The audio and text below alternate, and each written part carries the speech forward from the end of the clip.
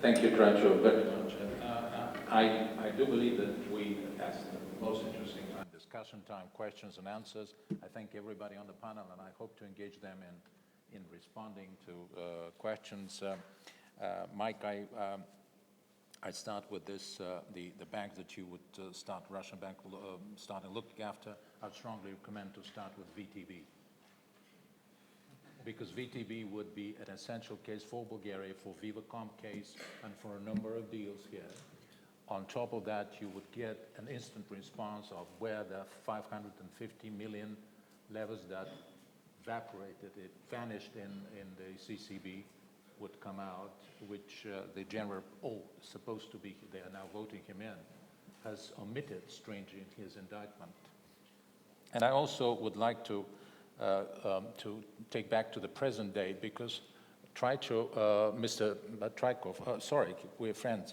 Mr. Trykov said, referred to a project in the past, but what we have at the moment, that this ghosts of the past have resurfaced. We have a redivivus. The nuclear power plant is, again, de nouveau.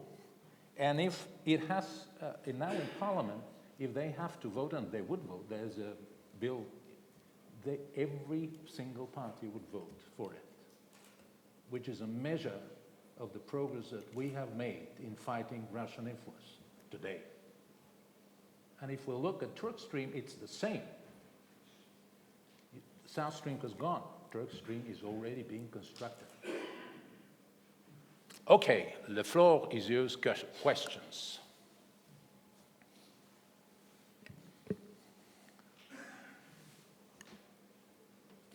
Mikhail Naidanov. You. I have a question for Mr. Carpenter. You mentioned sanctions, and especially the defense sanctions. Could you please elaborate more on the defense sanctions and sanctioning the buyer, those who purchase the equipment? Should the United States take a gradual approach in sanctioning the buyers, or something more sharp? Thank you. Well, so the U.S. has already imposed sanctions on the entire Russian defense sector as well as the intelligence sector. What that means is that firms in that sector that try to do business with American companies, those companies will face sanctions as a result. So Rosoboronexport, Rostec, and then the various smaller Russian defense firms, Russian helicopters, et cetera, et cetera. What is on the table, what is possible to do, is to also apply so-called secondary sanctions to sanction other entities around the world, not just American companies that fall under U.S. jurisdiction, that would do business with those very same Russian companies.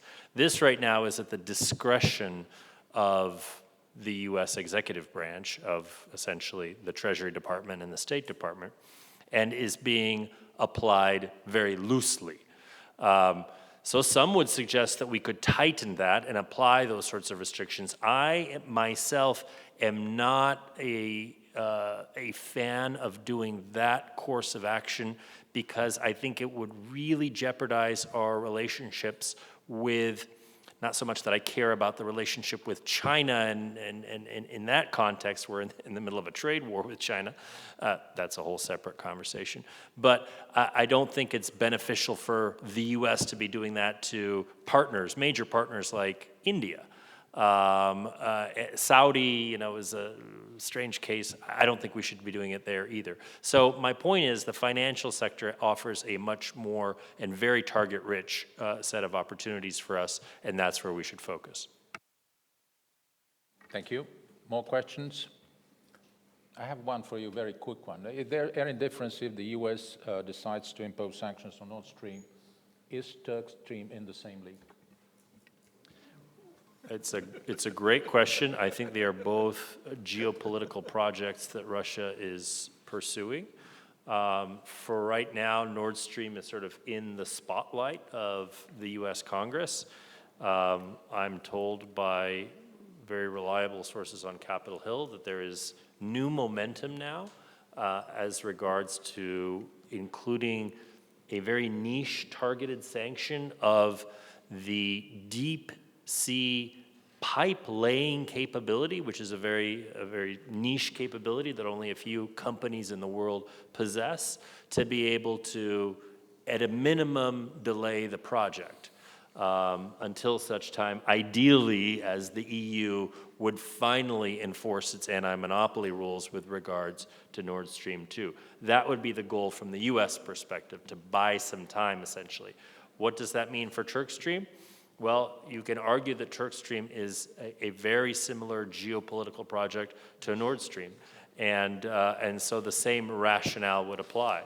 Now, the debate on Capitol Hill is not as advanced with regards to TurkStream, but that could just be a matter of time. Final question. Well, that was well translated in Bulgarian for the media. It's very important to get this message to across the street. Please. Thank you very much. Thanks very much indeed. And thank you very much for assembling such a fantastic set of panelists. I've really enjoyed hearing this morning. My question was, and I think our first panelist might have gone on to talk about this a bit, but ran out of time. You talked about how economic influence works and was quite clear about that. I wondered, on one of your slides, you went on, I think you were going to talk about how cultural and media influence works, Russian influence within Bulgaria. And I'd be really interested if you could say a little bit more about that.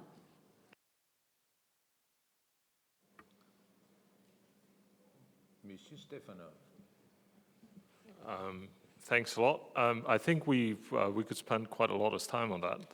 But the media influence effectively is not very different from the economic influence, because it goes through direct ownership. It goes through provision of free content. It goes through provision of advertisement, which imposes, in lack of a well-functioning free media environment, self-censorship. And of course, it goes through the what was already mentioned, the different channels of propaganda and disinformation, mostly through the social media. So, in these, if we look at the Balkans, they've all been used, not just in Bulgaria, but also across the region, almost indiscriminately. In the cultural area, I think this is a huge topic that, I mean, we could, of course, discuss in length, but I think we won't have the time here. But it's also linked to not so much when, again, similar ways of looking at the cultural, like the economy. So when it's purely cultural, it's one thing. When it's linked to former security services, for example, through the church or through certain structures of civil society that are effectively beaming Kremlin propaganda, that's another story. So there are many different aspects, but I would say, and I'm finishing with that, I would say the worst is that very often this is linked to political party influence. So effectively, it's like what we mentioned, the integration of the message. So you have on the top level, you have aggressive political messaging to Bulgaria and to the countries. You know, we're going to do this if you do that. We're going to do it, and then on all matters effectively. Then you have the military posturing. Then you have the economic presence. Then you have cultural presence. Then you have historic links.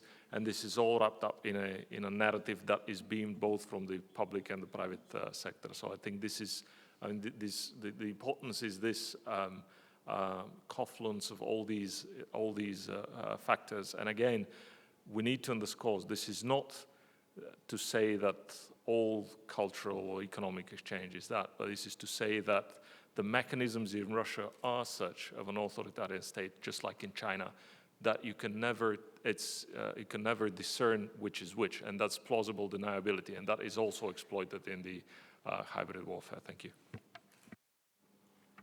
I would strongly recommend you to look at the second movie on the Anti-Corruption Fund. There it goes with the Southern Stream, why the CCB was toppled or attacked. And one of the ways to influence it through media, you extend credits to certain media that are never repaid, they're just refinanced. So they kick the can down the road eternally with refinancing. Very few of those media enterprises are sustainable companies, so that's the way they control it. Just a brief comment about the soft instruments. Interesting is that in comparison with China, the same intermediaries or structures or networks which have been used by the Russians to amplify their message, they're used by the Chinese. It's across the board, it's not just in this country. This country is very obvious also. But physically, the same groups are doing the same. So it's with overlapping messages, which means that both these guys are mercenaries for higher, equal opportunities mercenaries in a way, but also it stems from the authoritarian character of the capital flowing over here from China and Russia. But the infrastructure is already here, what we consider with not just the oligarchs, but smaller, lower level players. They're there. And they're doing the bidding both of the Chinese and for the Russians, including in the media sector. And as you know, it's the same happened in Britain with Chinese in a major university. So it's strategic, and it's happening right now. It's not just Russia. I think there is time for one final question, and this would get the big prize.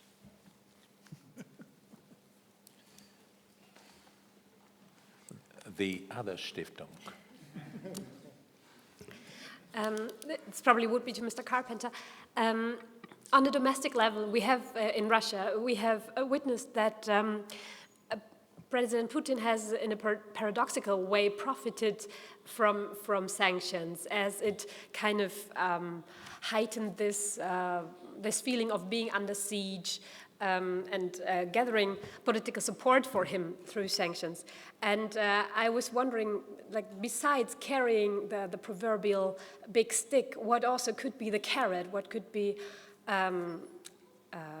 the positive offer that the West could make to Russia, or is there none that could be effective in your mind?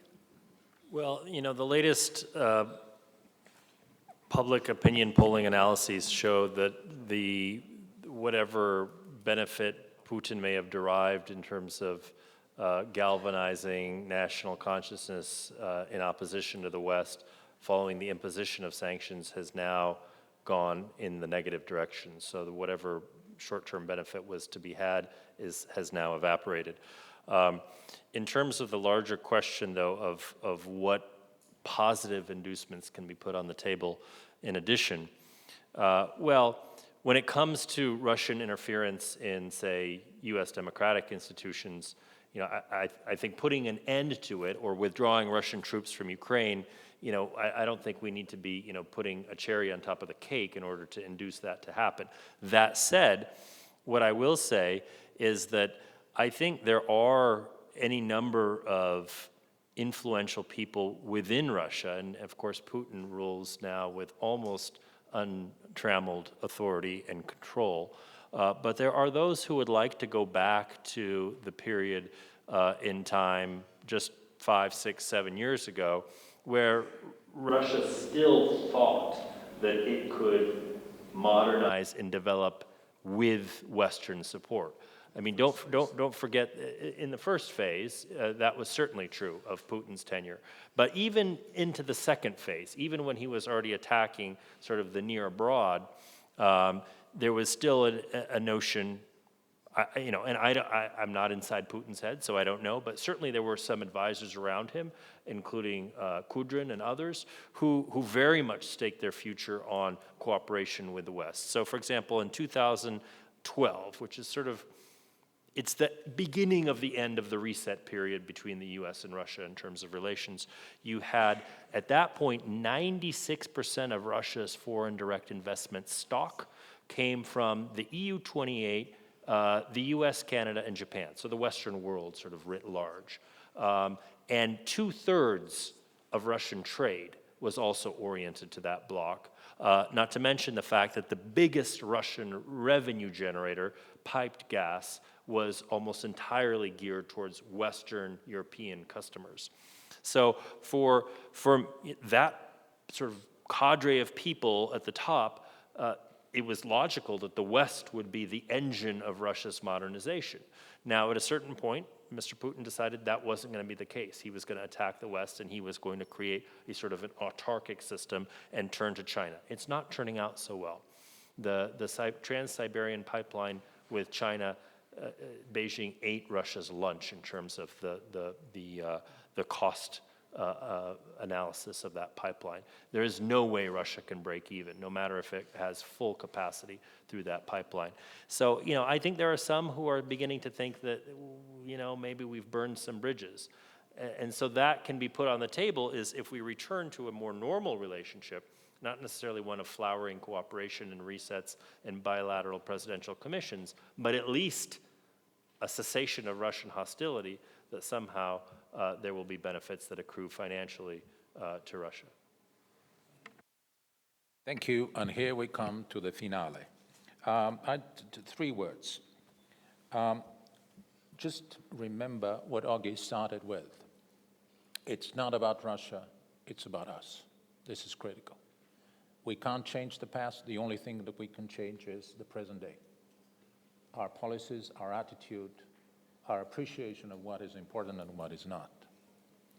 Ultimately, Russian influence is not that we would have more Russian culture or more Bolshoi theater guys coming to town, because that is the beauty of Russian culture. That is a part of Russia which we all welcome.